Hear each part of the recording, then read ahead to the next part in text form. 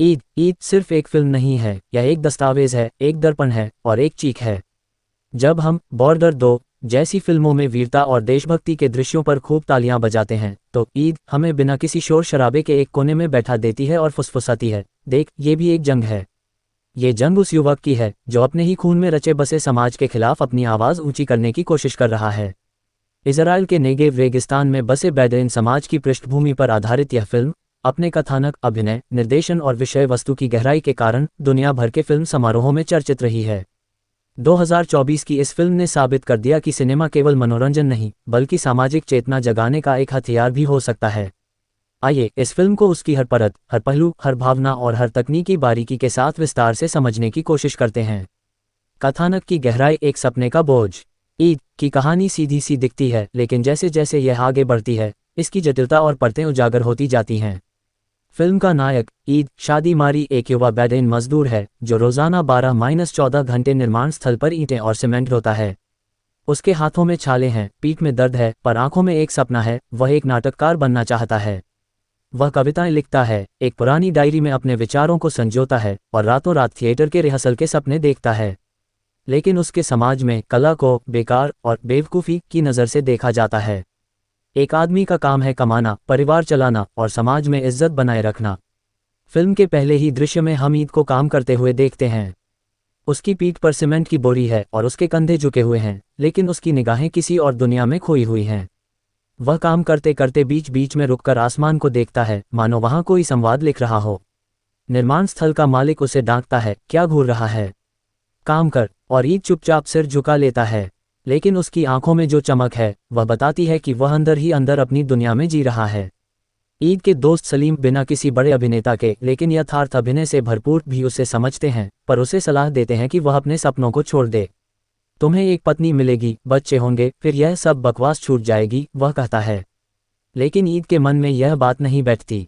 वह गुप्त रूप से एक स्थानीय थिएटर ग्रुप में जाने लगता है, जहां एक युवा महिला नूर अमीरा हदाद, जो कि एक शिक्षित और स्वतंत्र विचारों वाली अरब इजरायली महिला है, उसे प्रोत्साहित करती है। नूर ईद को उसकी कविताओं की कद्र करती है और उसे बताती है कि वह प्रतिभाशाली है। यह नई दोस्ती ईद के जीवन में एक नई रोशनी लाती है, लेकिन यही उसकी मुश्किलें भी बढ़ाती है। पारिवारिक दबाव और सामाजिक बंधन। फिल्म का सबसे मार्मिक पहलू उसका पारिवारिक दबाव है। ईद के पिता विशाल नासर का शानदार किरदार एक कठोर और परंपरावादी व्यक्ति हैं, जो अपने बेटे से बिना किसी सवाल के आज्ञा पालन की उम्मीद करते हैं।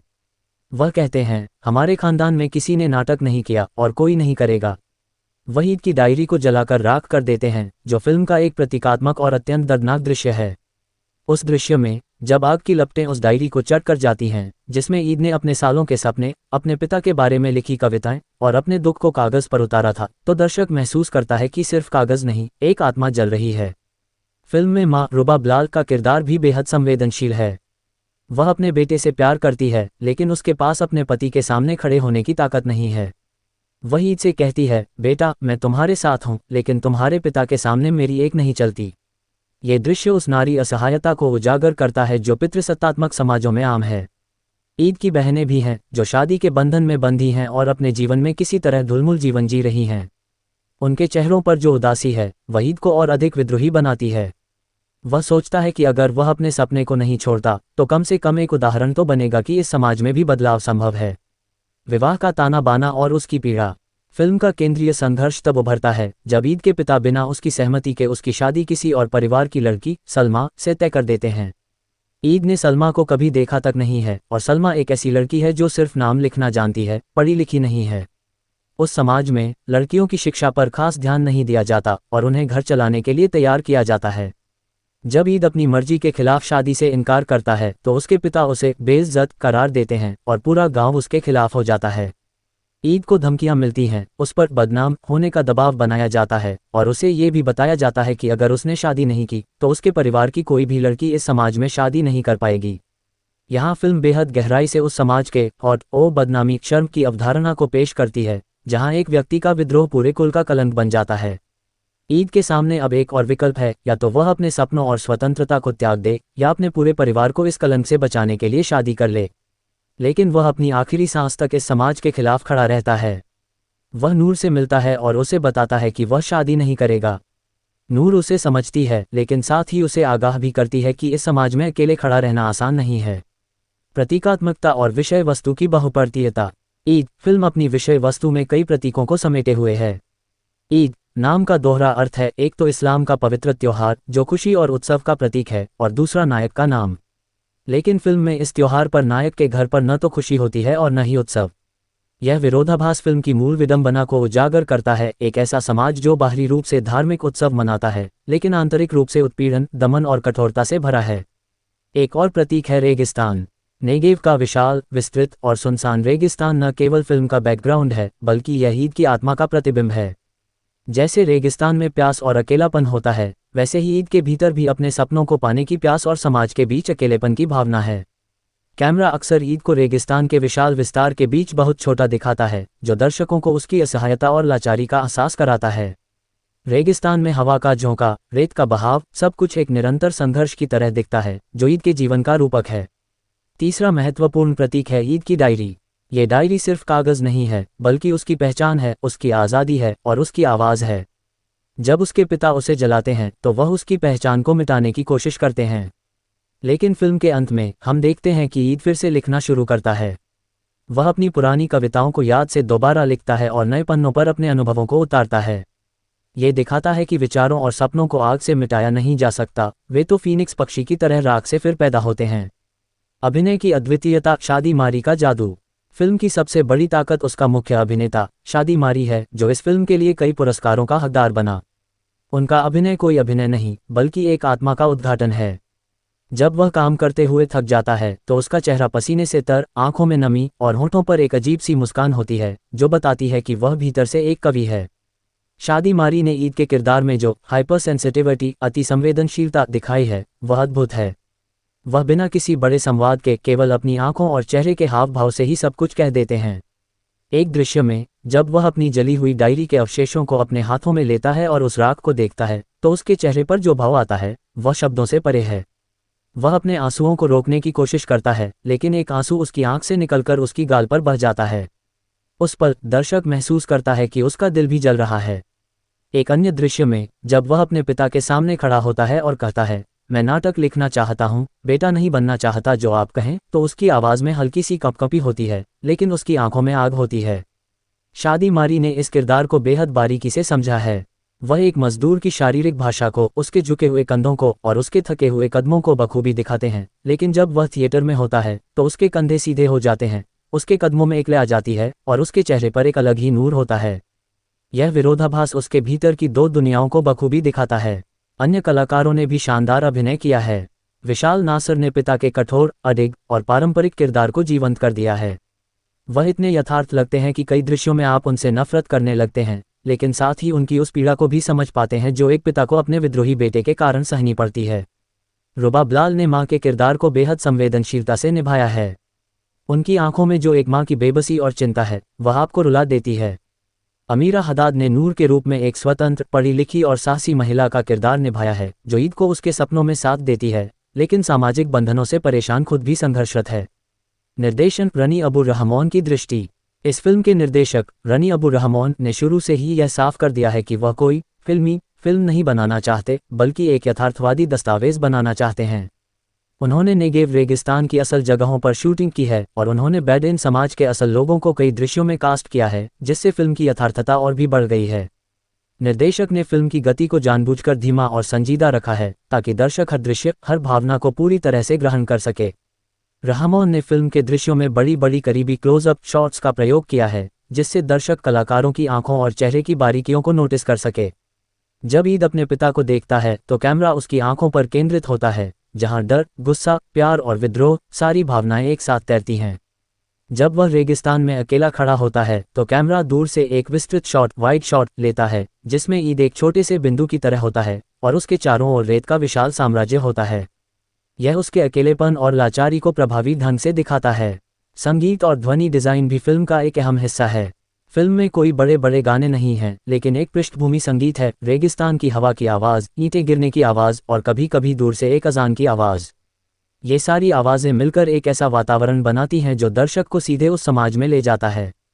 संगीत कुछ भावनात्मक दृश्यों में बेहद हल्का और मार्मिक हो जाता है, खासकर जब ईद नूर के साथ थिएटर में रिहर्सल कर रहा होता है या जब वह अपनी डायरी फिर से लिखता है। फिल्म की चुनौतियां और आलोचना।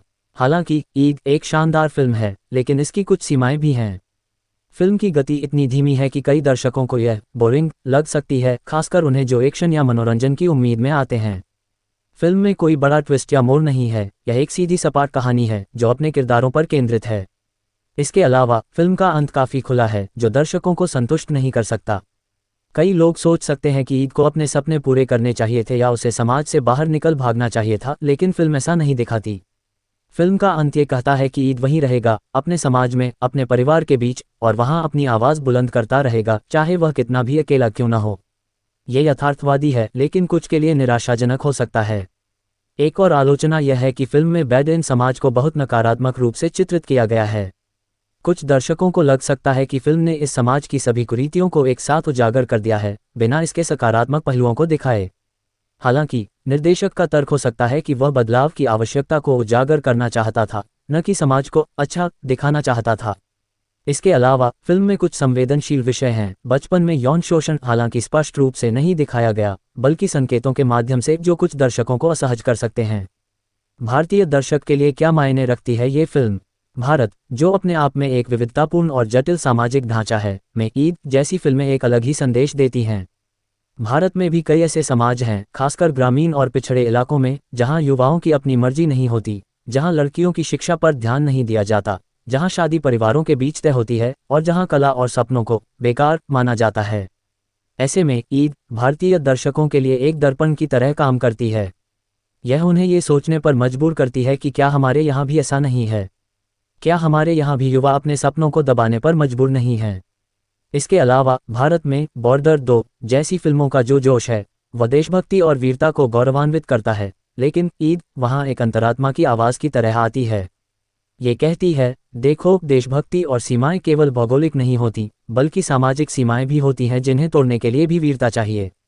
ईद एक वीर है, लेकिन वह तोपों और बमों से नहीं लड़ता, वह अपने कलम और अपनी आवाज़ से लड़ता है। यह एक अलग तरह की वीरता है, जो शायद अधिक कठिन है, क्योंकि यहाँ दुश्मन कोई दूसरा देश नहीं, बल्कि आपका अपना खून, आपका अपना समाज है। तुलनात्मक दृष्टि, बॉर्डर 2 और ईद। अगर हम बॉर्डर 2 और ईद की तुलना करें, तो दोनों ही फिल्में सीमा के विषय पर हैं, लेकिन उनके कोण बिल्कुल अलग हैं। बॉर्डर 2 में सीमा भौतिक है, जिसे पार करने के लिए सेना जी जान से लड़ती है। वहाँ राष्ट्रवाद है, जोश है, देशभक्ति के गीत हैं, और अंत में विजय है। ईद में सीमा मानसिक और सामाजिक है। वहाँ कोई गीत नहीं, कोई बड़ा एक्शन नहीं, कोई जय हिंद का नारा नहीं, लेकिन वहाँ एक युवक के दिल की धड़कन है, जो अपने सपनों को पाने के लिए जी तोड़ कोशिश कर रहा है। बॉर्डर 2 एक ऐसी फिल्म है जिसे आप हॉल में बैठकर मस्ती के साथ देखते हैं, तालियां बजाते हैं और बाहर निकलते हैं तो आपको गर्व होता है। ईद एक ऐसी फिल्म है जिसे देखते वक्त आप चुप रह जाते हैं और बाहर निकलते ही आप गहरे विचारों में डूब जाते हैं। ईद आपको असहज करती है, आपको सवाल करने पर मजबूर करती है, और आपके भीतर बैठे उस समाज को चुनौती देती है, जो शायद आप भी हैं। फिल्म का दार्शनिक पक्ष, आज़ादी क्या है? ईद फिल्म एक दार्शनिक सवाल खड़ी करती है, आज़ादी क्या है? क्या आज़ादी का मतलब है बंधनों से बाहर निकल जाना, या बंधनों के भीतर ही अपनी आवाज़ ढूंढना? ईद के पास दोनों विकल्प हैं। वह इस समाज को छोड़कर दूसरे शहर में जा सकता है और वहां अपना थिएटर कर सकता है, लेकिन वह ऐसा नहीं करता। वह ये चुनता है कि वह इसी समाज के भीतर रहेगा, अपने परिवार के बीच रहेगा, और वहां अपने सपनों को जीवित रखेगा। ये बहुत गहरा दार्शनिक संदेश है कि आज़ादी का मतलब भागना नहीं है, बल्कि खड़ा रहना और अपने विचारों के साथ खड़ा रहना है, चाहे परिस्थितियां कितनी भी प्रतिकूल क्यों न हों। ईद का किरदार कहता है कि आप अपने घर, अपने समाज, अपनी जड़ों से भागकर आज़ाद नहीं हो सकते, क्योंकि वे आपका हिस्सा हैं। असली आज़ादी वहाँ है जहाँ आप अपनी जड़ों के साथ साथ अपने पंख भी रखते हैं। यही ईद की सबसे बड़ी शिक्षा है। वह समाज की बेड़ियों को नहीं काटता, लेकिन वह उन बेड़ियों के भीतर नाचना सीख जाता है। वह अपने पिता के सामने सर झुकाता है, लेकिन अपनी डायरी में कविताएं लिखना नहीं छोड़ता। वह शादी नहीं करता, लेकिन अपने परिवार से प्यार करता है। वह एक जटिल, विरोधाभासी और पूरी तरह से मानवीय किरदार है। समाप्ति। ईद 2024 की उन फिल्मों में से एक है जो सिनेमा की सीमाओं को तोड़ती है। यह न केवल एक फिल्म है, बल्कि एक अनुभव है, एक यात्रा है, और एक जागृति है। ये हमें याद दिलाती है कि सिनेमा सिर्फ मनोरंजन नहीं, बल्कि एक शक्तिशाली माध्यम है जो समाज के दर्पण की तरह काम कर सकता है। ये फिल्म उन सभी के लिए है जो कभी अपने सपनों के लिए संघर्ष किए हैं, जिन्होंने कभी अपने समाज के खिलाफ आवाज़ उठाई है, जिन्होंने कभी अपनी पहचान बनाने के लिए लड़ाई लड़ी है। जबकि बॉर्डर 2 हमें गर्व और उत्साह से भर देती है, ईद हमें विचारशील, गहरा और अधिक संवेदनशील बनाती है। ये फिल्म एक ऐसे नायक की कहानी है जो बिना तोपों और बमों के सिर्फ अपनी कलम और अपनी आवाज़ से अपनी जंग लड़ता है। और शायद यही वीरता की सबसे कठोर और सबसे गहरी परिभाषा है। अगर आप इस फिल्म को देखते हैं तो तैयार रहें कि यह आपको बहुत देर तक सोचने पर मजबूर करेगी। यह आपको शायद रुला भी दे, परेशान भी करे, लेकिन यह आपको उदासीन नहीं छोड़ेगी। यही ईद की सबसे बड़ी सफलता है। अंत में ईद उन खामोश आवाज़ों की कहानी है जो इस दुनिया में दबकर रह गई हैं, और यह हमें सिखाती है कि चाहे कितना भी अंधेरा हो, एक दिया जलाना हमेशा संभव है। ईद वह दिया है जो नेगेव रेगिस्तान की उस कठोर, निर्दयी और परंपरागत रात में भी अपनी रोशनी बिखेरता रहता है। और शायद उसी रोशनी में हमें अपनी सीमाओं को पार करने की प्रेरणा मिलती है, चाहे वह सीमा भौतिक हो या मानसिक। ईद सिर्फ एक फिल्म नहीं है, यह एक दस्तावेज है, एक दर्पण है और एक चीख है। जब हम बॉर्डर 2 जैसी फिल्मों में वीरता और देशभक्ति के दृश्यों पर खूब तालियां बजाते हैं, तो ईद हमें बिना किसी शोर शराबे के एक कोने में बैठा देती है और फुसफुसाती है, देख, ये भी एक जंग है। ये जंग उस युवक की है जो अपने ही खून में रचे बसे समाज के खिलाफ अपनी आवाज़ ऊंची करने की कोशिश कर रहा है। इज़राइल के नेगेव रेगिस्तान में बसे बेदुइन समाज की पृष्ठभूमि पर आधारित यह फिल्म अपने कथानक, अभिनय, निर्देशन और विषय वस्तु की गहराई के कारण दुनिया भर के फिल्म समारोहों में चर्चित रही है। 2024 की इस फिल्म ने साबित कर दिया कि सिनेमा केवल मनोरंजन नहीं, बल्कि सामाजिक चेतना जगाने का एक हथियार भी हो सकता है। आइए इस फिल्म को उसकी हर परत, हर पहलू, हर भावना और हर तकनीकी बारीकी के साथ विस्तार से समझने की कोशिश करते हैं। कथानक की गहराई, एक सपने का बोझ। ईद की कहानी सीधी सी दिखती है, लेकिन जैसे जैसे यह आगे बढ़ती है, इसकी जटिलता और परतें उजागर होती जाती हैं। फिल्म का नायक ईद शादीमारी एक युवा बेदुइन मजदूर है जो रोजाना 12-14 घंटे निर्माण स्थल पर ईंटें और सीमेंट ढोता है। उसके हाथों में छाले हैं, पीठ में दर्द है, पर आंखों में एक सपना है, वह एक नाटककार बनना चाहता है। वह कविताएं लिखता है, एक पुरानी डायरी में अपने विचारों को संजोता है और रातों रात थिएटर के रिहर्सल के सपने देखता है। लेकिन उसके समाज में कला को बेकार और बेवकूफ़ी की नज़र से देखा जाता है। एक आदमी का काम है कमाना, परिवार चलाना और समाज में इज्जत बनाए रखना। फिल्म के पहले ही दृश्य में हम ईद को काम करते हुए देखते हैं। उसकी पीठ पर सीमेंट की बोरी है और उसके कंधे झुके हुए हैं, लेकिन उसकी निगाहें किसी और दुनिया में खोई हुई हैं। वह काम करते करते बीच बीच में रुककर आसमान को देखता है, मानो वहां कोई संवाद लिख रहा हो। निर्माण स्थल का मालिक उसे डांटता है, क्या घूर रहा है, काम कर, और ईद चुपचाप सिर झुका लेता है। लेकिन उसकी आंखों में जो चमक है वह बताती है कि वह अंदर ही अंदर अपनी दुनिया में जी रहा है। ईद के दोस्त सलीम बिना किसी बड़े अभिनेता के लेकिन यथार्थ अभिनय से भरपूर भी उसे समझते हैं, पर उसे सलाह देते हैं कि वह अपने सपनों को छोड़ दे। तुम्हें एक पत्नी मिलेगी, बच्चे होंगे, फिर यह सब बकवास छूट जाएगी, वह कहता है। लेकिन ईद के मन में यह बात नहीं बैठती। वह गुप्त रूप से एक स्थानीय थिएटर ग्रुप में जाने लगता है, जहां एक युवा महिला नूर अमीरा हदाद, जो कि एक शिक्षित और स्वतंत्र विचारों वाली अरब इजरायली महिला है, उसे प्रोत्साहित करती है। नूर ईद को उसकी कविताओं की कद्र करती है और उसे बताती है कि वह प्रतिभाशाली है। यह नई दोस्ती ईद के जीवन में एक नई रोशनी लाती है, लेकिन यही उसकी मुश्किलें भी बढ़ाती है। पारिवारिक दबाव और सामाजिक बंधन। फिल्म का सबसे मार्मिक पहलू उसका पारिवारिक दबाव है। ईद के पिता विशाल नासर का शानदार किरदार एक कठोर और परंपरावादी व्यक्ति हैं, जो अपने बेटे से बिना किसी सवाल के आज्ञा पालन की उम्मीद करते हैं। वह कहते हैं, हमारे खानदान में किसी ने नाटक नहीं किया और कोई नहीं करेगा। वह ईद की डायरी को जलाकर राख कर देते हैं, जो फिल्म का एक प्रतीकात्मक और अत्यंत दर्दनाक दृश्य है। उस दृश्य में जब आग की लपटें उस डायरी को चढ़ कर जाती हैं, जिसमें ईद ने अपने सालों के सपने, अपने पिता के बारे में लिखी कविताएं और अपने दुख को कागज पर उतारा था, तो दर्शक महसूस करता है कि सिर्फ कागज नहीं, एक आत्मा जल रही है। फिल्म में मां रुबा बिलाल का किरदार भी बेहद संवेदनशील है। वह अपने बेटे से प्यार करती है, लेकिन उसके पास अपने पति के सामने खड़े होने की ताकत नहीं है। वह ईद से कहती है, बेटा, मैं तुम्हारे साथ हूं, लेकिन तुम्हारे पिता के सामने मेरी एक नहीं चलती। ये दृश्य उस नारी असहायता को उजागर करता है जो पितृसत्तात्मक समाजों में आम है। ईद की बहनें भी हैं जो शादी के बंधन में बंधी हैं और अपने जीवन में किसी तरह धुलमुल जीवन जी रही हैं। उनके चेहरों पर जो उदासी है वह ईद को और अधिक विद्रोही बनाती है। वह सोचता है कि अगर वह अपने सपने को नहीं छोड़ता तो कम से कम एक उदाहरण तो बनेगा कि इस समाज में भी बदलाव संभव है। विवाह का ताना बाना और उसकी पीड़ा। फिल्म का केंद्रीय संघर्ष तब उभरता है जब ईद के पिता बिना उसकी सहमति के उसकी शादी किसी और परिवार की लड़की सलमा से तय कर देते हैं। ईद ने सलमा को कभी देखा तक नहीं है और सलमा एक ऐसी लड़की है जो सिर्फ नाम लिखना जानती है, पढ़ी लिखी नहीं है। उस समाज में लड़कियों की शिक्षा पर खास ध्यान नहीं दिया जाता और उन्हें घर चलाने के लिए तैयार किया जाता है। जब ईद अपनी मर्जी के खिलाफ शादी से इनकार करता है तो उसके पिता उसे बेइज्जत करार देते हैं और पूरा गांव उसके खिलाफ हो जाता है।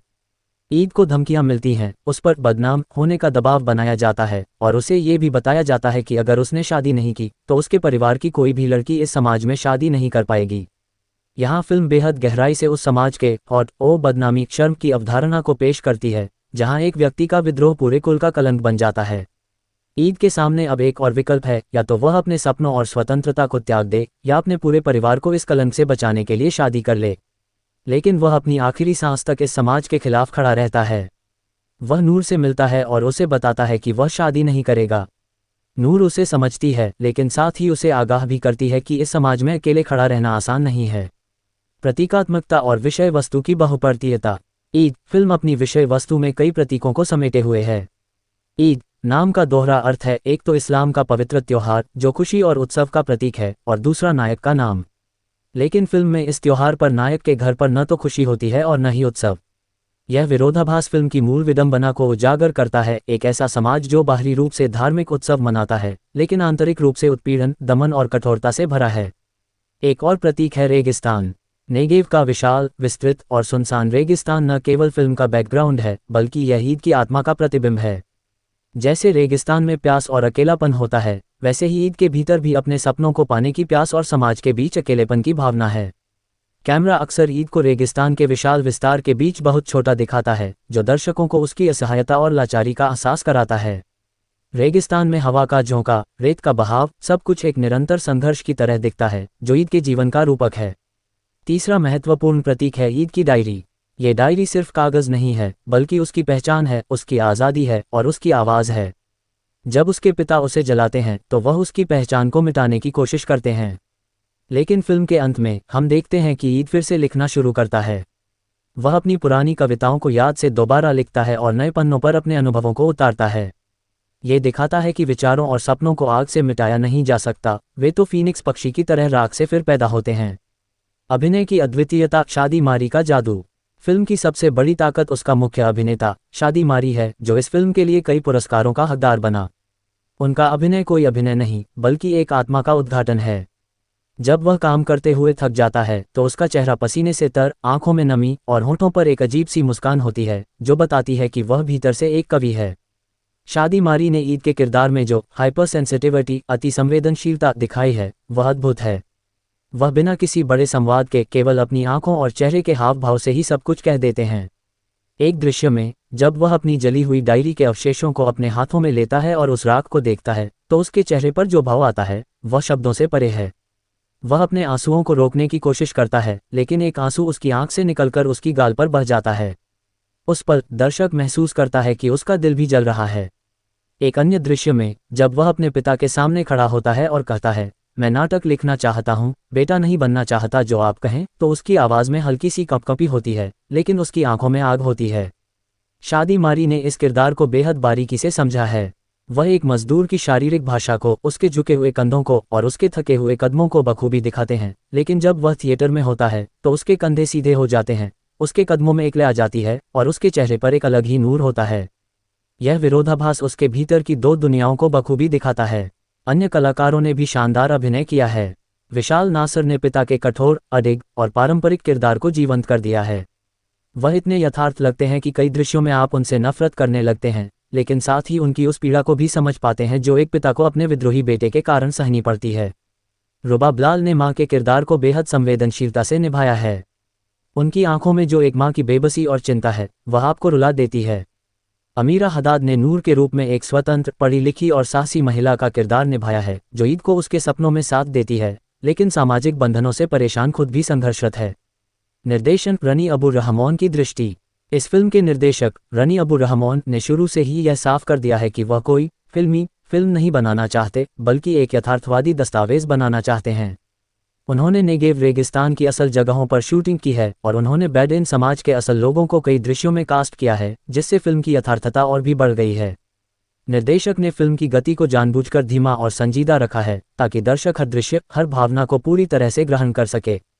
रहमान ने फिल्म के दृश्यों में बड़ी बड़ी करीबी क्लोजअप शॉट्स का प्रयोग किया है, जिससे दर्शक कलाकारों की आंखों और चेहरे की बारीकियों को नोटिस कर सके। जब ईद अपने पिता को देखता है तो कैमरा उसकी आंखों पर केंद्रित होता है, जहां डर, गुस्सा, प्यार और विद्रोह सारी भावनाएं एक साथ तैरती हैं। जब वह रेगिस्तान में अकेला खड़ा होता है तो कैमरा दूर से एक विस्तृत शॉट, वाइड शॉट लेता है, जिसमें ईद एक छोटे से बिंदु की तरह होता है और उसके चारों ओर रेत का विशाल साम्राज्य होता है। यह उसके अकेलेपन और लाचारी को प्रभावी ढंग से दिखाता है। संगीत और ध्वनि डिज़ाइन भी फिल्म का एक अहम हिस्सा है। फिल्म में कोई बड़े बड़े गाने नहीं हैं, लेकिन एक पृष्ठभूमि संगीत है। रेगिस्तान की हवा की आवाज़, ईंटें गिरने की आवाज़ और कभी कभी दूर से एक अजान की आवाज़। ये सारी आवाज़ें मिलकर एक ऐसा वातावरण बनाती हैं जो दर्शक को सीधे उस समाज में ले जाता है। संगीत कुछ भावनात्मक दृश्यों में बेहद हल्का और मार्मिक हो जाता है, खासकर जब ईद नूर के साथ थिएटर में रिहर्सल कर रहा होता है या जब वह अपनी डायरी फिर से लिखता है। फिल्म की चुनौतियां और आलोचना। हालांकि ईद एक शानदार फिल्म है, लेकिन इसकी कुछ सीमाएं भी हैं। फिल्म की गति इतनी धीमी है कि कई दर्शकों को यह बोरिंग लग सकती है, खासकर उन्हें जो एक्शन या मनोरंजन की उम्मीद में आते हैं। फिल्म में कोई बड़ा ट्विस्ट या मोड़ नहीं है, यह एक सीधी सपाट कहानी है जो अपने किरदारों पर केंद्रित है। इसके अलावा फिल्म का अंत काफ़ी खुला है, जो दर्शकों को संतुष्ट नहीं कर सकता। कई लोग सोच सकते हैं कि ईद को अपने सपने पूरे करने चाहिए थे या उसे समाज से बाहर निकल भागना चाहिए था, लेकिन फिल्म ऐसा नहीं दिखाती। फिल्म का अंत ये कहता है कि ईद वहीं रहेगा, अपने समाज में, अपने परिवार के बीच, और वहां अपनी आवाज़ बुलंद करता रहेगा, चाहे वह कितना भी अकेला क्यों न हो। ये यथार्थवादी है, लेकिन कुछ के लिए निराशाजनक हो सकता है। एक और आलोचना यह है कि फिल्म में बेडुइन समाज को बहुत नकारात्मक रूप से चित्रित किया गया है। कुछ दर्शकों को लग सकता है कि फिल्म ने इस समाज की सभी कुरीतियों को एक साथ उजागर कर दिया है, बिना इसके सकारात्मक पहलुओं को दिखाए। हालांकि निर्देशक का तर्क हो सकता है कि वह बदलाव की आवश्यकता को उजागर करना चाहता था, न कि समाज को अच्छा दिखाना चाहता था। इसके अलावा फिल्म में कुछ संवेदनशील विषय हैं। बचपन में यौन शोषण हालांकि स्पष्ट रूप से नहीं दिखाया गया, बल्कि संकेतों के माध्यम से, जो कुछ दर्शकों को असहज कर सकते हैं। भारतीय दर्शक के लिए क्या मायने रखती है ये फिल्म? भारत, जो अपने आप में एक विविधतापूर्ण और जटिल सामाजिक ढांचा है, में ईद जैसी फिल्में एक अलग ही संदेश देती हैं। भारत में भी कई ऐसे समाज हैं, खासकर ग्रामीण और पिछड़े इलाकों में, जहां युवाओं की अपनी मर्जी नहीं होती, जहां लड़कियों की शिक्षा पर ध्यान नहीं दिया जाता, जहां शादी परिवारों के बीच तय होती है और जहां कला और सपनों को बेकार माना जाता है। ऐसे में ईद भारतीय दर्शकों के लिए एक दर्पण की तरह काम करती है। यह उन्हें ये सोचने पर मजबूर करती है कि क्या हमारे यहाँ भी ऐसा नहीं है? क्या हमारे यहाँ भी युवा अपने सपनों को दबाने पर मजबूर नहीं हैं? इसके अलावा भारत में बॉर्डर 2 जैसी फिल्मों का जो जोश है, वह देशभक्ति और वीरता को गौरवान्वित करता है, लेकिन ईद वहाँ एक अंतरात्मा की आवाज़ की तरह आती है। ये कहती है, देखो, देशभक्ति और सीमाएं केवल भौगोलिक नहीं होती, बल्कि सामाजिक सीमाएं भी होती हैं, जिन्हें तोड़ने के लिए भी वीरता चाहिए।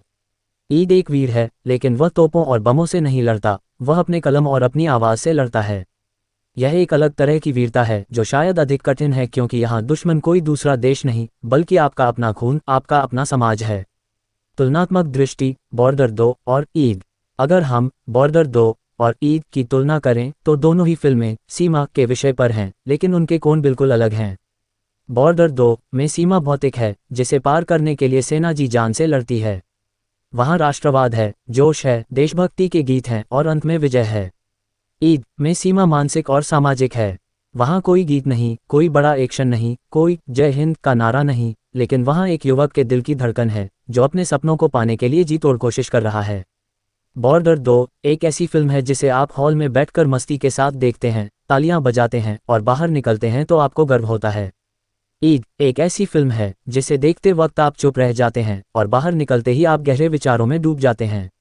ईद आपको असहज करती है, आपको सवाल करने पर मजबूर करती है और आपके भीतर बैठे उस समाज को चुनौती देती है जो शायद आप भी हैं। फिल्म का दार्शनिक पक्ष, आज़ादी क्या है? ईद फिल्म एक दार्शनिक सवाल खड़ी करती है, आज़ादी क्या है? क्या आज़ादी का मतलब है बंधनों से बाहर निकल जाना, या बंधनों के भीतर ही अपनी आवाज़ ढूंढना? ईद के पास दोनों विकल्प हैं। वह इस समाज को छोड़कर दूसरे शहर में जा सकता है और वहां अपना थिएटर कर सकता है, लेकिन वह ऐसा नहीं करता। वह ये चुनता है कि वह इसी समाज के भीतर रहेगा, अपने परिवार के बीच रहेगा और वहां अपने सपनों को जीवित रखेगा। ये बहुत गहरा दार्शनिक संदेश है कि आज़ादी का मतलब भागना नहीं है, बल्कि खड़ा रहना और अपने विचारों के साथ खड़ा रहना है, चाहे परिस्थितियां कितनी भी प्रतिकूल क्यों न हों। ईद का किरदार कहता है कि आप अपने घर, अपने समाज, अपनी जड़ों से भागकर आज़ाद नहीं हो सकते, क्योंकि वे आपका हिस्सा हैं। असली आज़ादी वहाँ है जहाँ आप अपनी जड़ों के साथ साथ अपने पंख भी रखते हैं। यही ईद की सबसे बड़ी शिक्षा है। वह समाज की बेड़ियों को नहीं काटता, लेकिन वह उन बेड़ियों के भीतर नाचना सीख जाता है। वह अपने पिता के सामने सर झुकाता है, लेकिन अपनी डायरी में कविताएं लिखना नहीं छोड़ता। वह शादी नहीं करता, लेकिन अपने परिवार से प्यार करता है। वह एक जटिल, विरोधाभासी और पूरी तरह से मानवीय किरदार है। समाप्ति। ईद 2024 की उन फिल्मों में से एक है जो सिनेमा की सीमाओं को तोड़ती है। यह न केवल एक फिल्म है, बल्कि एक अनुभव है, एक यात्रा है और एक जागृति है। ये हमें याद दिलाती है कि सिनेमा सिर्फ मनोरंजन नहीं, बल्कि एक शक्तिशाली माध्यम है जो समाज के दर्पण की तरह काम कर सकता है। ये फिल्म उन सभी के लिए है जो कभी अपने सपनों के लिए संघर्ष किए हैं, जिन्होंने कभी अपने समाज के खिलाफ आवाज़ उठाई है, जिन्होंने कभी अपनी पहचान बनाने के लिए लड़ाई लड़ी है। जबकि बॉर्डर 2 हमें गर्व और उत्साह से भर देती है, ईद हमें विचारशील, गहरा और अधिक संवेदनशील बनाती है। ये फिल्म एक ऐसे नायक की कहानी है जो बिना तोपों और बमों के सिर्फ अपनी कलम और अपनी आवाज़ से अपनी जंग लड़ता है। और शायद यही वीरता की सबसे कठोर और सबसे गहरी परिभाषा है। अगर आप इस फिल्म को देखते हैं तो तैयार रहें कि यह आपको बहुत देर तक सोचने पर मजबूर करेगी। यह आपको शायद रुला भी दे, परेशान भी करे, लेकिन यह आपको उदासीन नहीं छोड़ेगी। यही ईद की सबसे बड़ी सफलता है। अंत में, ईद उन खामोश आवाज़ों की कहानी है जो इस दुनिया में दबकर रह गई हैं, और यह हमें सिखाती है कि चाहे कितना भी अंधेरा हो, एक दिया जलाना हमेशा संभव है। ईद वह दिया है जो नेगेव रेगिस्तान की उस कठोर, निर्दयी और परंपरागत रात में भी अपनी रोशनी बिखेरता रहता है। और शायद उसी रोशनी में हमें अपनी सीमाओं को पार करने की प्रेरणा मिलती है, चाहे वह सीमा भौतिक हो या मानसिक। ईद सिर्फ एक फिल्म नहीं है, यह एक दस्तावेज है, एक दर्पण है और एक चीख है। जब हम बॉर्डर 2 जैसी फिल्मों में वीरता और देशभक्ति के दृश्यों पर खूब तालियां बजाते हैं, तो ईद हमें बिना किसी शोर शराबे के एक कोने में बैठा देती है और फुसफुसाती है, देख, ये भी एक जंग है। ये जंग उस युवक की है जो अपने ही खून में रचे बसे समाज के खिलाफ अपनी आवाज़ ऊंची करने की कोशिश कर रहा है। इजराइल के नेगेव रेगिस्तान में बसे बेदुइन समाज की पृष्ठभूमि पर आधारित यह फिल्म अपने कथानक, अभिनय, निर्देशन और विषय वस्तु की गहराई के कारण दुनिया भर के फिल्म समारोहों में चर्चित रही है। 2024 की इस फिल्म ने साबित कर दिया कि सिनेमा केवल मनोरंजन नहीं, बल्कि सामाजिक चेतना जगाने का एक हथियार भी हो सकता है। आइए इस फिल्म को उसकी हर परत, हर पहलू, हर भावना और हर तकनीकी बारीकी के साथ विस्तार से समझने की कोशिश करते हैं। कथानक की गहराई, एक सपने का बोझ। ईद की कहानी सीधी सी दिखती है, लेकिन जैसे जैसे यह आगे बढ़ती है, इसकी जटिलता और परतें उजागर होती जाती हैं। फिल्म का नायक ईद शादीमारी एक युवा बेदुइन मजदूर है जो रोजाना 12-14 घंटे निर्माण स्थल पर ईंटें और सीमेंट ढोता है। उसके हाथों में छाले हैं, पीठ में दर्द है, पर आंखों में एक सपना है, वह एक नाटककार बनना चाहता है।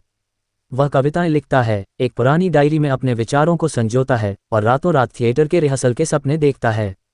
लेकिन उसके समाज में कला को बेकार और बेवकूफ़ी की नज़र से देखा जाता है। एक आदमी का काम है कमाना, परिवार चलाना और समाज में इज्जत बनाए रखना। फिल्म के पहले ही दृश्य में हम ईद को काम करते हुए देखते हैं। उसकी पीठ पर सीमेंट की बोरी है और उसके कंधे झुके हुए हैं, लेकिन उसकी निगाहें किसी और दुनिया में खोई हुई हैं।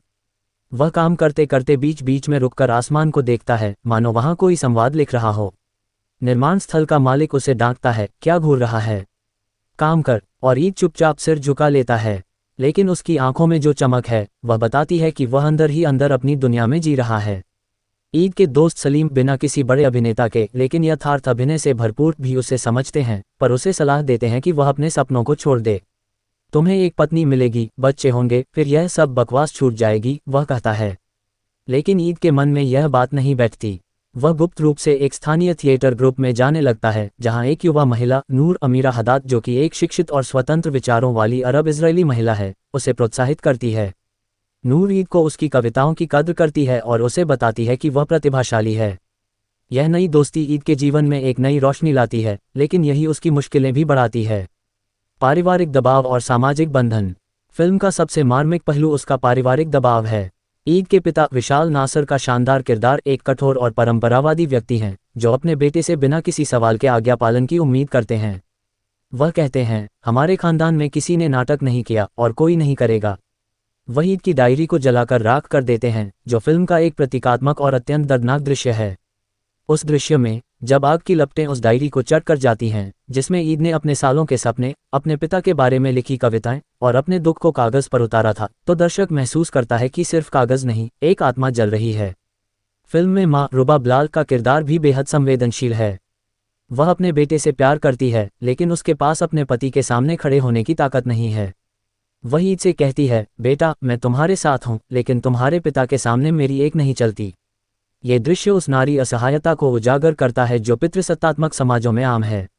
ईद की बहनें भी हैं जो शादी के बंधन में बंधी हैं और अपने जीवन में किसी तरह धुलमुल जीवन जी रही हैं। उनके चेहरों पर जो उदासी है वह ईद को और अधिक विद्रोही बनाती है।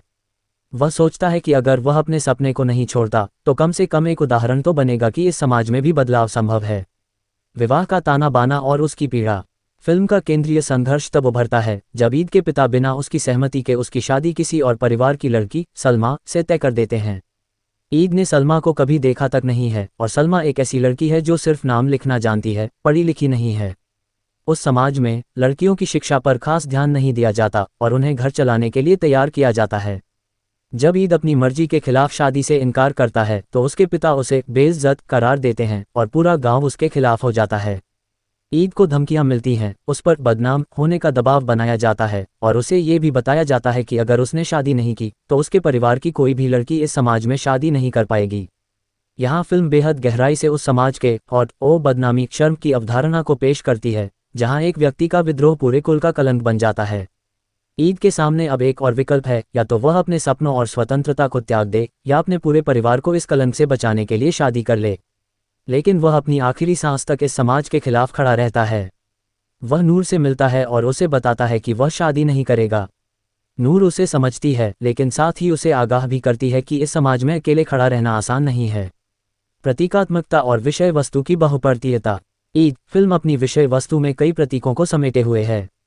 ईद नाम का दोहरा अर्थ है, एक तो इस्लाम का पवित्र त्योहार जो खुशी और उत्सव का प्रतीक है, और दूसरा नायक का नाम। लेकिन फिल्म में इस त्योहार पर नायक के घर पर न तो खुशी होती है और न ही उत्सव। यह विरोधाभास फिल्म की मूल विडंबना को उजागर करता है, एक ऐसा समाज जो बाहरी रूप से धार्मिक उत्सव मनाता है लेकिन आंतरिक रूप से उत्पीड़न, दमन और कठोरता से भरा है। एक और प्रतीक है रेगिस्तान। नेगेव का विशाल, विस्तृत और सुनसान रेगिस्तान न केवल फिल्म का बैकग्राउंड है बल्कि यह ईद की आत्मा का प्रतिबिंब है। जैसे रेगिस्तान में प्यास और अकेलापन होता है, वैसे ही ईद के भीतर भी अपने सपनों को पाने की प्यास और समाज के बीच अकेलेपन की भावना है। कैमरा अक्सर ईद को रेगिस्तान के विशाल विस्तार के बीच बहुत छोटा दिखाता है, जो दर्शकों को उसकी असहायता और लाचारी का एहसास कराता है। रेगिस्तान में हवा का झोंका, रेत का बहाव, सब कुछ एक निरंतर संघर्ष की तरह दिखता है जो ईद के जीवन का रूपक है। तीसरा महत्वपूर्ण प्रतीक है ईद की डायरी। ये डायरी सिर्फ कागज नहीं है बल्कि उसकी पहचान है, उसकी आज़ादी है और उसकी आवाज़ है। जब उसके पिता उसे जलाते हैं तो वह उसकी पहचान को मिटाने की कोशिश करते हैं, लेकिन फिल्म के अंत में हम देखते हैं कि ईद फिर से लिखना शुरू करता है। वह अपनी पुरानी कविताओं को याद से दोबारा लिखता है और नए पन्नों पर अपने अनुभवों को उतारता है। ये दिखाता है कि विचारों और सपनों को आग से मिटाया नहीं जा सकता, वे तो फीनिक्स पक्षी की तरह राख से फिर पैदा होते हैं। अभिनय की अद्वितीयता। शादी मारी का जादू। फिल्म की सबसे बड़ी ताकत उसका मुख्य अभिनेता शादी मारी है, जो इस फिल्म के लिए कई पुरस्कारों का हकदार बना। उनका अभिनय कोई अभिनय नहीं बल्कि एक आत्मा का उद्घाटन है। जब वह काम करते हुए थक जाता है तो उसका चेहरा पसीने से तर, आंखों में नमी और होठों पर एक अजीब सी मुस्कान होती है जो बताती है कि वह भीतर से एक कवि है। शादी मारी ने ईद के किरदार में जो हाइपर सेंसिटिविटी, अति संवेदनशीलता दिखाई है वह अद्भुत है। वह बिना किसी बड़े संवाद के केवल अपनी आंखों और चेहरे के हाव भाव से ही सब कुछ कह देते हैं। एक दृश्य में जब वह अपनी जली हुई डायरी के अवशेषों को अपने हाथों में लेता है और उस राख को देखता है तो उसके चेहरे पर जो भाव आता है वह शब्दों से परे है। वह अपने आंसुओं को रोकने की कोशिश करता है, लेकिन एक आंसू उसकी आंख से निकलकर उसकी गाल पर बह जाता है। उस पल दर्शक महसूस करता है कि उसका दिल भी जल रहा है। एक अन्य दृश्य में जब वह अपने पिता के सामने खड़ा होता है और कहता है, मैं नाटक लिखना चाहता हूँ, बेटा नहीं बनना चाहता जो आप कहें, तो उसकी आवाज़ में हल्की सी कंपकंपी होती है, लेकिन उसकी आंखों में आग होती है। शादी मारी ने इस किरदार को बेहद बारीकी से समझा है।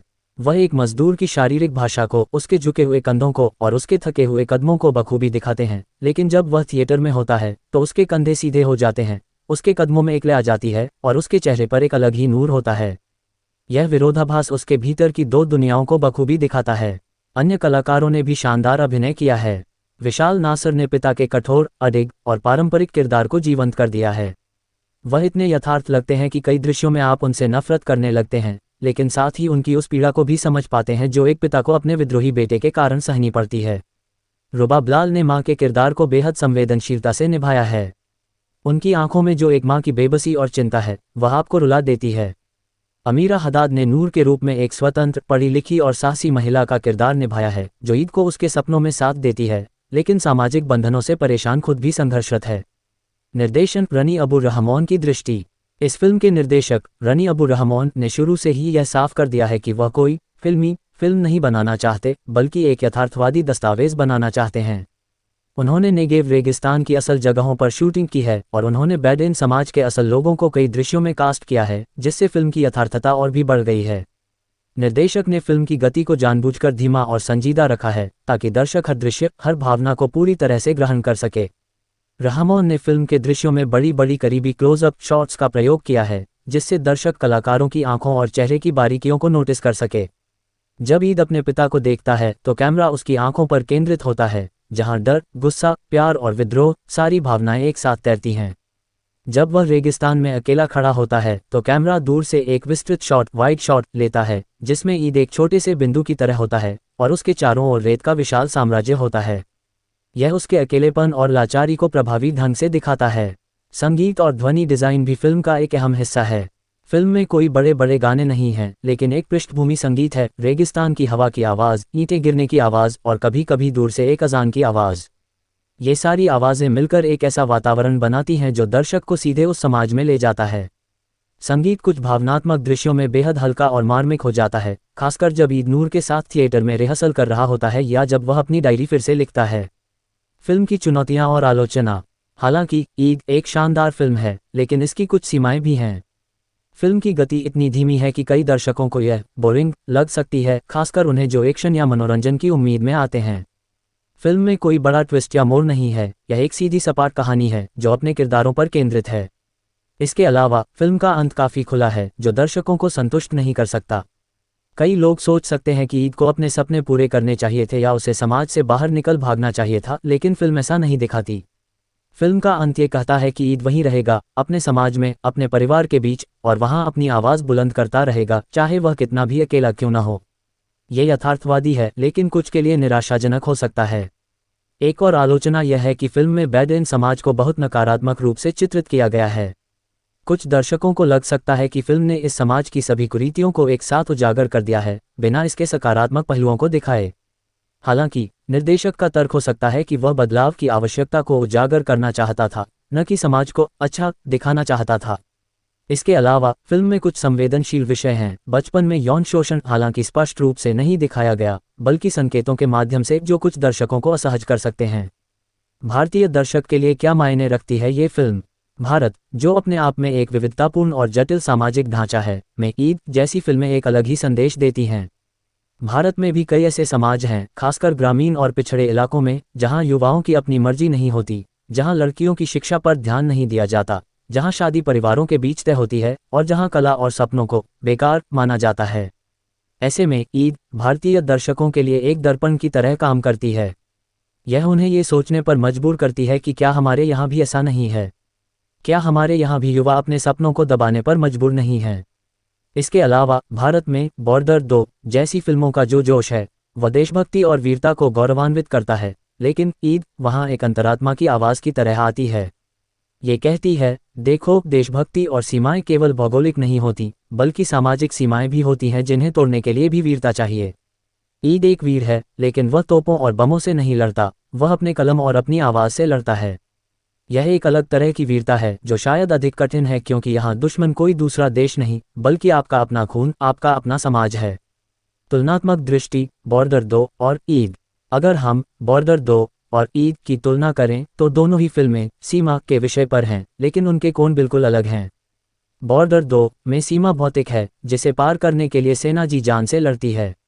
वहाँ राष्ट्रवाद है, जोश है, देशभक्ति के गीत हैं और अंत में विजय है। ईद में सीमा मानसिक और सामाजिक है।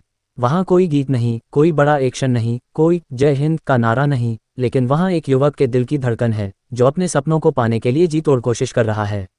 बॉर्डर 2 एक ऐसी फिल्म है जिसे आप हॉल में बैठकर मस्ती के साथ देखते हैं, तालियां बजाते हैं और बाहर निकलते हैं तो आपको गर्व होता है। ईद एक ऐसी फिल्म है जिसे देखते वक्त आप चुप रह जाते हैं और बाहर निकलते ही आप गहरे विचारों में डूब जाते हैं। ईद आपको असहज करती है, आपको सवाल करने पर मजबूर करती है और आपके भीतर बैठे उस समाज को चुनौती देती है जो शायद आप भी हैं। फिल्म का दार्शनिक पक्ष आज़ादी क्या है? ईद फिल्म एक दार्शनिक सवाल खड़ी करती है, आज़ादी क्या है? क्या आज़ादी का मतलब है बंधनों से बाहर निकल जाना या बंधनों के भीतर ही अपनी आवाज़ ढूंढना? ईद के पास दोनों विकल्प हैं, वह इस समाज को छोड़कर दूसरे शहर में जा सकता है और वहां अपना थिएटर कर सकता है, लेकिन वह ऐसा नहीं करता। वह ये चुनता है कि वह इसी समाज के भीतर रहेगा, अपने परिवार के बीच रहेगा और वहां अपने सपनों को जीवित रखेगा। ये बहुत गहरा दार्शनिक संदेश है कि आज़ादी का मतलब भागना नहीं है, बल्कि खड़ा रहना और अपने विचारों के साथ खड़ा रहना है, चाहे परिस्थितियां कितनी भी प्रतिकूल क्यों न हों। ईद का किरदार कहता है कि आप अपने घर, अपने समाज, अपनी जड़ों से भागकर आज़ाद नहीं हो सकते क्योंकि वे आपका हिस्सा हैं। असली आज़ादी वहाँ है जहाँ आप अपनी जड़ों के साथ साथ अपने पंख भी रखते हैं। यही ईद की सबसे बड़ी शिक्षा है। वह समाज की बेड़ियों को नहीं काटता, लेकिन वह उन बेड़ियों के भीतर नाचना सीख जाता है। वह अपने पिता के सामने सर झुकाता है, लेकिन अपनी डायरी में कविताएं लिखना नहीं छोड़ता। वह शादी नहीं करता, लेकिन अपने परिवार से प्यार करता है। वह एक जटिल, विरोधाभासी और पूरी तरह से मानवीय किरदार है। समाप्ति। ईद 2024 की उन फिल्मों में से एक है जो सिनेमा की सीमाओं को तोड़ती है। यह न केवल एक फिल्म है, बल्कि एक अनुभव है, एक यात्रा है और एक जागृति है। ये हमें याद दिलाती है कि सिनेमा सिर्फ मनोरंजन नहीं, बल्कि एक शक्तिशाली माध्यम है जो समाज के दर्पण की तरह काम कर सकता है। ये फिल्म उन सभी के लिए है जो कभी अपने सपनों के लिए संघर्ष किए हैं, जिन्होंने कभी अपने समाज के खिलाफ आवाज़ उठाई है, जिन्होंने कभी अपनी पहचान बनाने के लिए लड़ाई लड़ी है। जबकि बॉर्डर 2 हमें गर्व और उत्साह से भर देती है, ईद हमें विचारशील, गहरा और अधिक संवेदनशील बनाती है। ये फिल्म एक ऐसे नायक की कहानी है जो बिना तोपों और बमों के सिर्फ अपनी कलम और अपनी आवाज़ से अपनी जंग लड़ता है। और शायद यही वीरता की सबसे कठोर और सबसे गहरी परिभाषा है। अगर आप इस फिल्म को देखते हैं तो तैयार रहें कि यह आपको बहुत देर तक सोचने पर मजबूर करेगी। यह आपको शायद रुला भी दे, परेशान भी करे, लेकिन यह आपको उदासीन नहीं छोड़ेगी। यही ईद की सबसे बड़ी सफलता है। अंत में, ईद उन खामोश आवाज़ों की कहानी है जो इस दुनिया में दबकर रह गई हैं, और यह हमें सिखाती है कि चाहे कितना भी अंधेरा हो, एक दिया जलाना हमेशा संभव है। ईद वह दिया है जो नेगेव रेगिस्तान की उस कठोर, निर्दयी और परंपरागत रात में भी अपनी रोशनी बिखेरता रहता है। और शायद उसी रोशनी में हमें अपनी सीमाओं को पार करने की प्रेरणा मिलती है, चाहे वह सीमा भौतिक हो या मानसिक। ईद सिर्फ एक फिल्म नहीं है, यह एक दस्तावेज है, एक दर्पण है और एक चीख है। जब हम बॉर्डर 2 जैसी फिल्मों में वीरता और देशभक्ति के दृश्यों पर खूब तालियां बजाते हैं, तो ईद हमें बिना किसी शोर शराबे के एक कोने में बैठा देती है और फुसफुसाती है, देख, ये भी एक जंग है। ये जंग उस युवक की है जो अपने ही खून में रचे बसे समाज के खिलाफ अपनी आवाज़ ऊंची करने की कोशिश कर रहा है। इज़राइल के नेगेव रेगिस्तान में बसे बेदुइन समाज की पृष्ठभूमि पर आधारित यह फिल्म अपने कथानक, अभिनय, निर्देशन और विषय वस्तु की गहराई के कारण दुनिया भर के फिल्म समारोहों में चर्चित रही है। 2024 की इस फिल्म ने साबित कर दिया कि सिनेमा केवल मनोरंजन नहीं, बल्कि सामाजिक चेतना जगाने का एक हथियार भी हो सकता है। आइए इस फिल्म को उसकी हर परत, हर पहलू, हर भावना और हर तकनीकी बारीकी के साथ विस्तार से समझने की कोशिश करते हैं। कथानक की गहराई, एक सपने का बोझ। ईद की कहानी सीधी सी दिखती है, लेकिन जैसे जैसे यह आगे बढ़ती है, इसकी जटिलता और परतें उजागर होती जाती हैं। फिल्म का नायक ईद शादीमारी एक युवा बेदुइन मजदूर है जो रोजाना 12-14 घंटे निर्माण स्थल पर ईंटें और सीमेंट ढोता है। उसके हाथों में छाले हैं, पीठ में दर्द है, पर आंखों में एक सपना है, वह एक नाटककार बनना चाहता है। वह कविताएं लिखता है, एक पुरानी डायरी में अपने विचारों को संजोता है और रातों रात थिएटर के रिहर्सल के सपने देखता है। लेकिन उसके समाज में कला को बेकार और बेवकूफ़ी की नज़र से देखा जाता है। एक आदमी का काम है कमाना, परिवार चलाना और समाज में इज्जत बनाए रखना। फिल्म के पहले ही दृश्य में हम ईद को काम करते हुए देखते हैं। उसकी पीठ पर सीमेंट की बोरी है और उसके कंधे झुके हुए हैं, लेकिन उसकी निगाहें किसी और दुनिया में खोई हुई हैं। वह काम करते करते बीच बीच में रुककर आसमान को देखता है, मानो वहां कोई संवाद लिख रहा हो। निर्माण स्थल का मालिक उसे डांटता है, क्या घूर रहा है, काम कर, और ईद चुपचाप सिर झुका लेता है। लेकिन उसकी आंखों में जो चमक है, वह बताती है कि वह अंदर ही अंदर अपनी दुनिया में जी रहा है। ईद के दोस्त सलीम बिना किसी बड़े अभिनेता के लेकिन यथार्थ अभिनय से भरपूर भी उसे समझते हैं, पर उसे सलाह देते हैं कि वह अपने सपनों को छोड़ दे। तुम्हें एक पत्नी मिलेगी, बच्चे होंगे, फिर यह सब बकवास छूट जाएगी, वह कहता है। लेकिन ईद के मन में यह बात नहीं बैठती। वह गुप्त रूप से एक स्थानीय थिएटर ग्रुप में जाने लगता है, जहां एक युवा महिला नूर अमीरा हदाद, जो कि एक शिक्षित और स्वतंत्र विचारों वाली अरब इजरायली महिला है, उसे प्रोत्साहित करती है। नूर ईद को उसकी कविताओं की कद्र करती है और उसे बताती है कि वह प्रतिभाशाली है। यह नई दोस्ती ईद के जीवन में एक नई रोशनी लाती है, लेकिन यही उसकी मुश्किलें भी बढ़ाती है। पारिवारिक दबाव और सामाजिक बंधन। फिल्म का सबसे मार्मिक पहलू उसका पारिवारिक दबाव है। ईद के पिता विशाल नासर का शानदार किरदार एक कठोर और परंपरावादी व्यक्ति हैं, जो अपने बेटे से बिना किसी सवाल के आज्ञा पालन की उम्मीद करते हैं। वह कहते हैं, हमारे खानदान में किसी ने नाटक नहीं किया और कोई नहीं करेगा। वह ईद की डायरी को जलाकर राख कर देते हैं, जो फिल्म का एक प्रतीकात्मक और अत्यंत दर्दनाक दृश्य है। उस दृश्य में जब आग की लपटें उस डायरी को चट कर जाती हैं, जिसमें ईद ने अपने सालों के सपने, अपने पिता के बारे में लिखी कविताएं और अपने दुख को कागज पर उतारा था, तो दर्शक महसूस करता है कि सिर्फ कागज नहीं, एक आत्मा जल रही है। फिल्म में मां रुबा बिलाल का किरदार भी बेहद संवेदनशील है। वह अपने बेटे से प्यार करती है, लेकिन उसके पास अपने पति के सामने खड़े होने की ताकत नहीं है। वह ईद से कहती है, बेटा मैं तुम्हारे साथ हूं, लेकिन तुम्हारे पिता के सामने मेरी एक नहीं चलती। ये दृश्य उस नारी असहायता को उजागर करता है जो पितृसत्तात्मक समाजों में आम है। ईद की बहनें भी हैं, जो शादी के बंधन में बंधी हैं और अपने जीवन में किसी तरह धुलमुल जीवन जी रही हैं। उनके चेहरों पर जो उदासी है, वह ईद को और अधिक विद्रोही बनाती है। वह सोचता है कि अगर वह अपने सपने को नहीं छोड़ता, तो कम से कम एक उदाहरण तो बनेगा कि इस समाज में भी बदलाव संभव है। विवाह का ताना बाना और उसकी पीड़ा। फिल्म का केंद्रीय संघर्ष तब उभरता है जब ईद के पिता बिना उसकी सहमति के उसकी शादी किसी और परिवार की लड़की सलमा से तय कर देते हैं।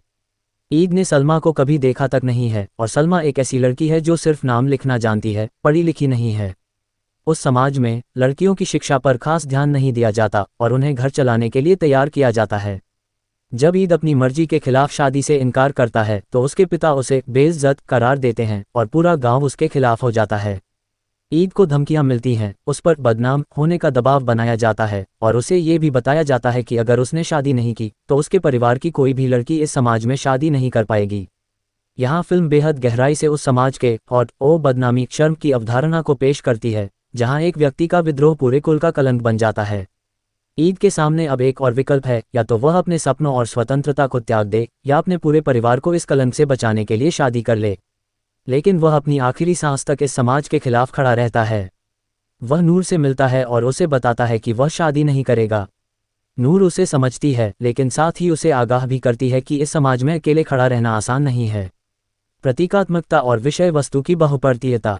ईद फिल्म अपनी विषय वस्तु में कई प्रतीकों को समेटे हुए है। ईद नाम का दोहरा अर्थ है, एक तो इस्लाम का पवित्र त्योहार जो खुशी और उत्सव का प्रतीक है, और दूसरा नायक का नाम। लेकिन फिल्म में इस त्योहार पर नायक के घर पर न तो खुशी होती है और न ही उत्सव। यह विरोधाभास फिल्म की मूल विडंबना को उजागर करता है, एक ऐसा समाज जो बाहरी रूप से धार्मिक उत्सव मनाता है, लेकिन आंतरिक रूप से उत्पीड़न, दमन और कठोरता से भरा है। एक और प्रतीक है रेगिस्तान। नेगेव का विशाल, विस्तृत और सुनसान रेगिस्तान न केवल फिल्म का बैकग्राउंड है, बल्कि यह ईद की आत्मा का प्रतिबिंब है।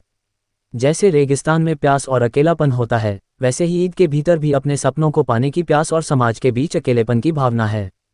कैमरा अक्सर ईद को रेगिस्तान के विशाल विस्तार के बीच बहुत छोटा दिखाता है, जो दर्शकों को उसकी असहायता और लाचारी का एहसास कराता है। रेगिस्तान में हवा का झोंका, रेत का बहाव, सब कुछ एक निरंतर संघर्ष की तरह दिखता है, जो ईद के जीवन का रूपक है। तीसरा महत्वपूर्ण प्रतीक है ईद की डायरी। ये डायरी सिर्फ कागज नहीं है, बल्कि उसकी पहचान है, उसकी आज़ादी है और उसकी आवाज़ है। जब उसके पिता उसे जलाते हैं, तो वह उसकी पहचान को मिटाने की कोशिश करते हैं। लेकिन फिल्म के अंत में हम देखते हैं कि ईद फिर से लिखना शुरू करता है। वह अपनी पुरानी कविताओं को याद से दोबारा लिखता है और नए पन्नों पर अपने अनुभवों को उतारता है। ये दिखाता है कि विचारों और सपनों को आग से मिटाया नहीं जा सकता, वे तो फीनिक्स पक्षी की तरह राख से फिर पैदा होते हैं। अभिनय की अद्वितीयता। शादी मारी का जादू। फिल्म की सबसे बड़ी ताकत उसका मुख्य अभिनेता शादी मारी है, जो इस फिल्म के लिए कई पुरस्कारों का हकदार बना। उनका अभिनय कोई अभिनय नहीं, बल्कि एक आत्मा का उद्घाटन है। जब वह काम करते हुए थक जाता है, तो उसका चेहरा पसीने से तर, आंखों में नमी और होठों पर एक अजीब सी मुस्कान होती है, जो बताती है कि वह भीतर से एक कवि है। शादी मारी ने ईद के किरदार में जो हाइपर सेंसिटिविटी, अति संवेदनशीलता दिखाई है वह अद्भुत है। वह बिना किसी बड़े संवाद के केवल अपनी आंखों और चेहरे के हाव भाव से ही सब कुछ कह देते हैं। एक दृश्य में जब वह अपनी जली हुई डायरी के अवशेषों को अपने हाथों में लेता है और उस राख को देखता है तो उसके चेहरे पर जो भाव आता है वह शब्दों से परे है। वह अपने आंसुओं को रोकने की कोशिश करता है लेकिन एक आंसू उसकी आंख से निकलकर उसकी गाल पर बह जाता है। उस पल दर्शक महसूस करता है कि उसका दिल भी जल रहा है। एक अन्य दृश्य में जब वह अपने पिता के सामने खड़ा होता है और कहता है, मैं नाटक लिखना चाहता हूँ, बेटा नहीं बनना चाहता जो आप कहें, तो उसकी आवाज़ में हल्की सी कंपकंपी होती है लेकिन उसकी आंखों में आग होती है। शादी मारी ने इस किरदार को बेहद बारीकी से समझा है। वह एक मजदूर की शारीरिक भाषा को, उसके झुके हुए कंधों को और उसके थके हुए कदमों को बखूबी दिखाते हैं, लेकिन जब वह थिएटर में होता है तो उसके कंधे सीधे हो जाते हैं, उसके कदमों में इकले आ जाती है और उसके चेहरे पर एक अलग ही नूर होता है। यह विरोधाभास उसके भीतर की दो दुनियाओं को बखूबी दिखाता है। अन्य कलाकारों ने भी शानदार अभिनय किया है। विशाल नासर ने पिता के कठोर, अडिग और पारंपरिक किरदार को जीवंत कर दिया है। वह इतने यथार्थ लगते हैं कि कई दृश्यों में आप उनसे नफरत करने लगते हैं, लेकिन साथ ही उनकी उस पीड़ा को भी समझ पाते हैं जो एक पिता को अपने विद्रोही बेटे के कारण सहनी पड़ती है। रुबा बलाल ने मां के किरदार को बेहद संवेदनशीलता से निभाया है। उनकी आंखों में जो एक मां की बेबसी और चिंता है वह आपको रुला देती है। अमीरा हदाद ने नूर के रूप में एक स्वतंत्र, पढ़ी लिखी और साहसी महिला का किरदार निभाया है जो ईद को उसके सपनों में साथ देती है लेकिन सामाजिक बंधनों से परेशान खुद भी संघर्षरत है। निर्देशन रनी अबू रहमान की दृष्टि। इस फिल्म के निर्देशक रनी अबू रहमान ने शुरू से ही यह साफ कर दिया है कि वह कोई फिल्म नहीं बनाना चाहते बल्कि एक यथार्थवादी दस्तावेज बनाना चाहते हैं। उन्होंने नेगेव रेगिस्तान की असल जगहों पर शूटिंग की है और उन्होंने बेडुइन समाज के असल लोगों को कई दृश्यों में कास्ट किया है जिससे फिल्म की यथार्थता और भी बढ़ गई है। निर्देशक ने फिल्म की गति को जानबूझकर धीमा और संजीदा रखा है ताकि दर्शक हर दृश्य, हर भावना को पूरी तरह से ग्रहण कर सके। रहमान ने फिल्म के दृश्यों में बड़ी बड़ी करीबी क्लोजअप शॉट्स का प्रयोग किया है जिससे दर्शक कलाकारों की आंखों और चेहरे की बारीकियों को नोटिस कर सके। जब ईद अपने पिता को देखता है तो कैमरा उसकी आंखों पर केंद्रित होता है जहां डर, गुस्सा, प्यार और विद्रोह सारी भावनाएं एक साथ तैरती हैं। जब वह रेगिस्तान में अकेला खड़ा होता है तो कैमरा दूर से एक विस्तृत शॉट, वाइड शॉट लेता है जिसमें ईद एक छोटे से बिंदु की तरह होता है और उसके चारों ओर रेत का विशाल साम्राज्य होता है। यह उसके अकेलेपन और लाचारी को प्रभावी ढंग से दिखाता है। संगीत और ध्वनि डिज़ाइन भी फिल्म का एक अहम हिस्सा है। फिल्म में कोई बड़े बड़े गाने नहीं हैं लेकिन एक पृष्ठभूमि संगीत है, रेगिस्तान की हवा की आवाज़, ईंटें गिरने की आवाज़ और कभी कभी दूर से एक अजान की आवाज़। ये सारी आवाज़ें मिलकर एक ऐसा वातावरण बनाती हैं जो दर्शक को सीधे उस समाज में ले जाता है। संगीत कुछ भावनात्मक दृश्यों में बेहद हल्का और मार्मिक हो जाता है, खासकर जब ईद नूर के साथ थिएटर में रिहर्सल कर रहा होता है या जब वह अपनी डायरी फिर से लिखता है। फिल्म की चुनौतियाँ और आलोचना। हालांकि ईद एक शानदार फिल्म है लेकिन इसकी कुछ सीमाएं भी हैं। फिल्म की गति इतनी धीमी है कि कई दर्शकों को यह बोरिंग लग सकती है, खासकर उन्हें जो एक्शन या मनोरंजन की उम्मीद में आते हैं। फिल्म में कोई बड़ा ट्विस्ट या मोड़ नहीं है, यह एक सीधी सपाट कहानी है जो अपने किरदारों पर केंद्रित है। इसके अलावा फिल्म का अंत काफ़ी खुला है जो दर्शकों को संतुष्ट नहीं कर सकता।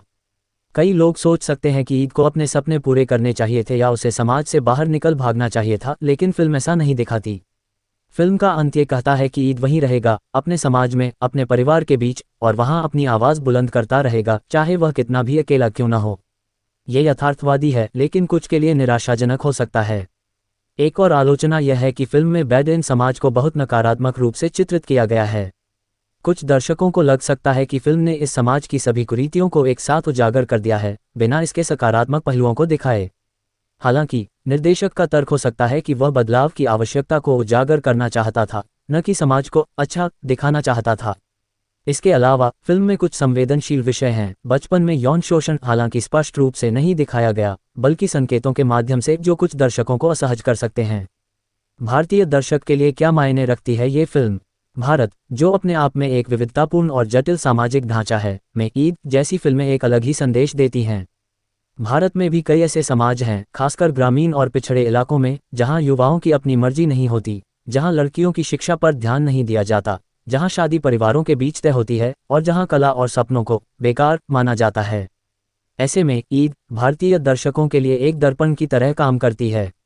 यह उन्हें ये सोचने पर मजबूर करती है कि क्या हमारे यहाँ भी ऐसा नहीं है? क्या हमारे यहाँ भी युवा अपने सपनों को दबाने पर मजबूर नहीं हैं?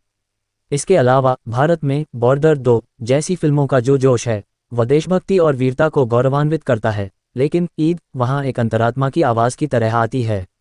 ये कहती है, देखो, देशभक्ति और सीमाएं केवल भौगोलिक नहीं होती, बल्कि सामाजिक सीमाएं भी होती हैं जिन्हें तोड़ने के लिए भी वीरता चाहिए। ईद एक वीर है, लेकिन वह तोपों और बमों से नहीं लड़ता, वह अपने कलम और अपनी आवाज़ से लड़ता है। यह एक अलग तरह की वीरता है जो शायद अधिक कठिन है, क्योंकि यहाँ दुश्मन कोई दूसरा देश नहीं, बल्कि आपका अपना खून, आपका अपना समाज है। तुलनात्मक दृष्टि, बॉर्डर 2 और ईद। अगर हम बॉर्डर 2 और ईद की तुलना करें तो दोनों ही फिल्में सीमा के विषय पर हैं, लेकिन उनके कोण बिल्कुल अलग हैं। बॉर्डर 2 में सीमा भौतिक है, जिसे पार करने के लिए सेना जी जान से लड़ती है। वहाँ राष्ट्रवाद है, जोश है, देशभक्ति के गीत हैं और अंत में विजय है। ईद में सीमा मानसिक और सामाजिक है। वहाँ कोई गीत नहीं, कोई बड़ा एक्शन नहीं, कोई जय हिंद का नारा नहीं, लेकिन वहाँ एक युवक के दिल की धड़कन है जो अपने सपनों को पाने के लिए जी तोड़ कोशिश कर रहा है।